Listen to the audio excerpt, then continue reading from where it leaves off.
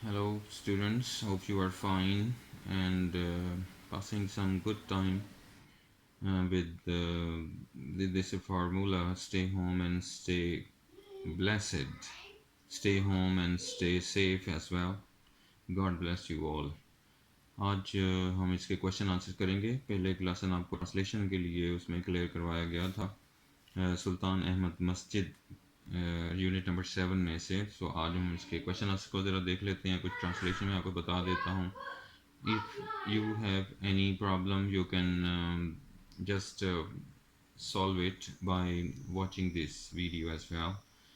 तो जैसा कि यहाँ पर कहता है कि form groups and discuss the following, ये डिस्कशन क्वेश्चंस हैं। व्हाट मेक्स द ब्लू मस्जिद famous in the world. So it is किस चीज़ ने यानी इस मस्जिद को मशहूर कर दिया था। It's unique architecture makes it famous in the world. Its design is grand and magnificent.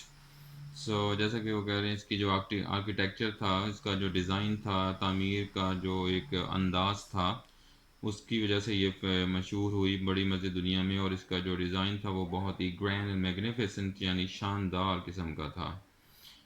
Which feature of the masjid does appeal to you in the mosque most and why? यहाँ पर कौन सी चीज़ आपको सबसे ज़्यादा अच्छी लगती है? ये तो आप वैसे खुद से भी आंसर दे सकते हैं कि आपको जो अच्छी लगती है। सो दिस मस्जिद highlights the significance of Islamic architecture.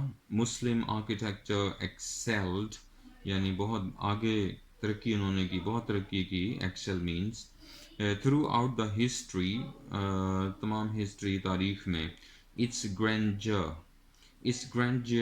and design appeals me the most. So इसका जो डिज़ाइन है वो बहुत हमें अच्छा लगता है। अपील्स मैंने यहाँ पर अट्रैक्टिव के सेंस में है, बहुत अट्रैक्ट करता है। Moreover, its effect is heightened by the below tiles which embellish its interiors. इसके जो ब्लू टाइल्स हैं, जैसा कि आपने पढ़ा भी था लेसन में और क्वेश्चंस में भी आएगा, तो उसकी वजह से ये बहुत ज़्यादा एक अंदरूनी इसकी डेकोरेशन हुई हुई है। एम्बेलिश का मतलब है डेकोरेशन, सजावटी होना, सजे हुए होना। जैसे कि यहाँ पर अगर आप फोकस देखें तो वो एम्बेलिश के नाम से आपको डेकोरेशन का लफ्ज़ यूज़ करना चाह रहा है। नेक्स्ट आप इसके क्वेश्चन आंसर, जो शॉर्ट क्वेश्चन आंसर हैं बुक के अंदर, उसको आप ज़रा एक फोकस करें, then you can understand well. First question number 1 आपसे वो इस तरह कह देता है। Question number 1 like why is the Sultan Ahmad Masjid also known as Blue Masjid? So सुल्तान अहमद मस्जिद जो है वो ब्लू मस्जिद के नाम से, नीली मस्जिद के नाम से क्यों में मशहूर है? तो उसका रीज़न ये है कि सुल्तान अहमद मस्जिद is also known as blue मस्जिद because of its blue tiles that embellish it's interior.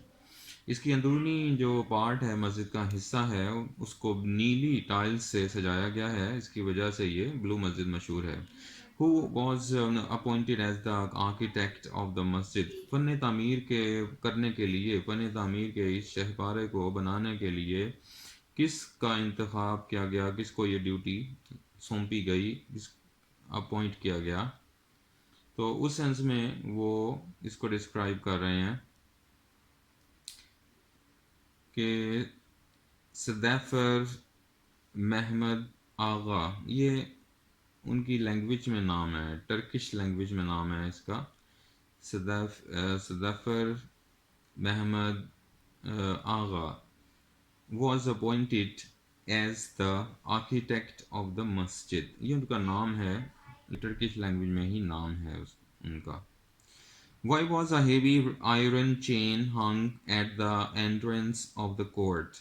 Entrance मैंने दाखिल, जहाँ से दाखिल होते हैं, दरवाज़ा, बड़ा गेट, और चेन होती है, जंजीर, हंग मैंने लटके। हाँ, तो बी केयरफुल, ये निकला हुआ है हैंग से।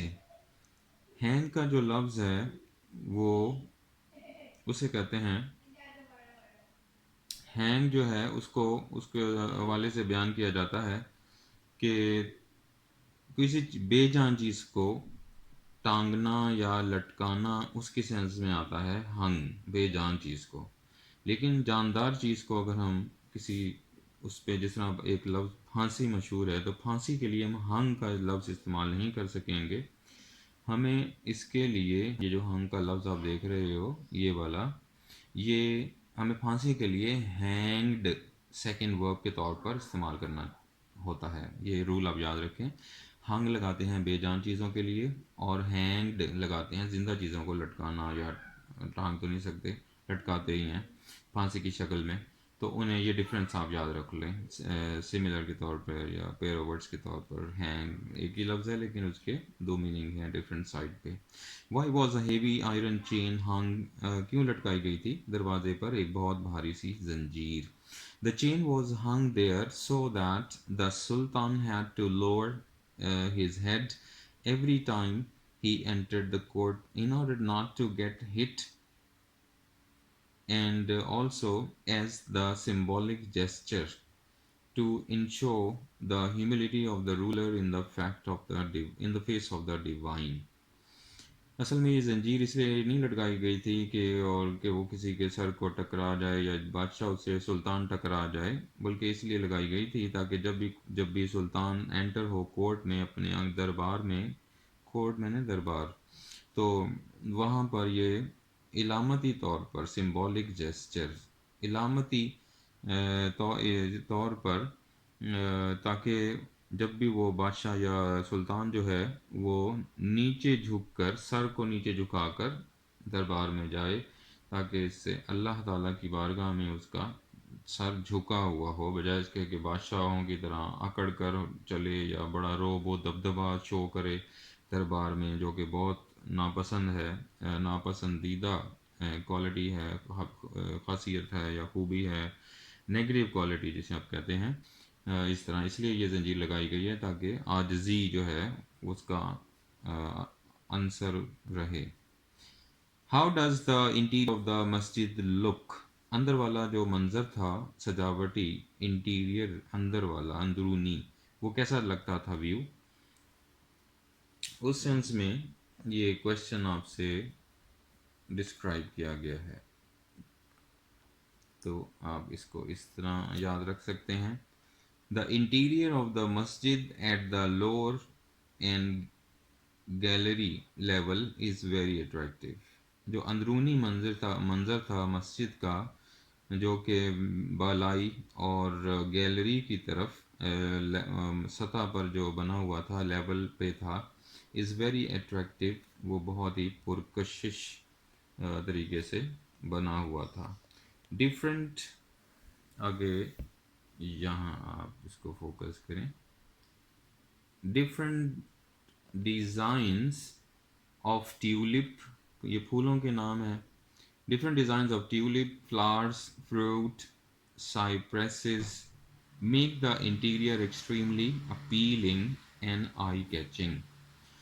اندرونی جو سجاوٹ تھی وہ مختلف ٹیولپ کے پھولوں سے اور عام پھولوں سے، پھلوں کی شکلوں سے یا ڈیزائن سے، اور سائپرس یہ درخت کا نام ہے، اور سائپرس کے درختوں سے ڈیزائن بنائے گئے تھے، اور extremely appealing and eye catching, جو کہ نظر میں بہت ہی خوبصورت لگتے تھے اور پرکشش نظر آتے تھے. اپیلنگ میں نے اٹریکٹیو کی سینس میں ہے، اپیلنگ پرکشش نظر آتے تھے. اگلے سوال میں وہ کہہ رہا ہے آپ سے کہ وائی ڈو یو تھنک مدرسہ and hospice was part of the مسجد. تو یہ مدرسہ اور یہ ہاسپس کہتے ہیں مہمان خانہ. تو یہ مہمان خانہ اور یہ مدرسہ جو تھا یہ کیوں بنا دیا جاتا تھا مسجد کے ساتھ. تو یہ ایک اصل میں روایتی طور پر آپ کہہ سکتے ہیں اس کو بنایا جاتا تھا. جب بھی مسجد بنتی تھی تو یہ بھی ہوا تھا ساتھ. Madrasa and hospice was part of the mosque, اس کا حصہ تھے مسجد کا مہمان خانہ اور مدرسہ. کیوں تھا؟ اٹ واز اے کسٹم، یہ ایک روایت، رواج تھا، آف دا ٹائم، اس وقت کا. دیرا مسجد کمپرائز ہوا کرتی تھی، کمپرائز کا مطلب مشتمل، مدرسہ اینڈ ہاسپس، ایک مدرسہ اور مہمان خانے پر مشتمل ہوتی تھی، یعنی لازمی حصہ تھا مسجد کا. There were no proper schools for formal education. Formal education کا مطلب رسمی تعلیم. رسمی تعلیم ایسی تعلیم جسے آپ اسکول کالجز وغیرہ میں جا کر حاصل کرتے ہیں، اسے کہتے ہیں رسمی. اور جو ہم گھروں میں جو کچھ پڑھتے ہیں اسے کہتے ہیں غیر رسمی، جیسے انگلش میں آپ کہو گے انفارمل. تو یہ فارمل ہے جو آپ اسکول جاتے ہیں. تو وہ کہہ رہا ہے کہ اس وقت اسکول جو تھے وہاں پر جو رسمی تعلیم تھی مناسب موجود نہیں تھی. سو مدرسہ واز پارٹ آف دا مسجد، لہٰذا یہ مدرسے ہی جو تھے ان کی تعلیم کا ایک بہت اہم حصہ ہوا کرتے تھے. ہاسپس واز دیئر فار امام اینڈ ہز گیسٹس، اور یہ جو مہمان خانہ تھا یہ مسجد کے جو امام تھے ان کے لیے اور ان کے مہمانوں کے لیے بنایا جاتا تھا. ہو کنسٹرکٹڈ مسجد صوفیہ، یہ جو مسجد صوفیہ مشہور ہے یہ کس نے تعمیر کروائی تھی؟ اس لحاظ سے the sultan of the Ottoman empire محمد دوم، یعنی سیکنڈ انگلش میں پڑھیں گے کنسٹرکٹڈ مسجد صوفیہ. So the sultan of the Ottoman empire, Ottoman کہتے ہیں عثمانیہ، ایمپائر میں نے سلطنت، اور یہ بادشاہ کا نام ہے محمد دوم، اردو میں آپ کہیں گے دوم. سو سلطنت عثمانیہ میں جو اس وقت کا جو سلطان تھا یعنی بادشاہ تھا محمد دوم، اس نے یہ مسجد تعمیر کروائی تھی. یہ آپ کے کوشچن آنسرز ہیں. You have to focus and listen again and again. Try to listen carefully, and I hope so with my translation, whatever I did. Now you can understand well what's going on between these questions and what is the meaning, and you already having in mind now. So work hard and do it well. Thank you.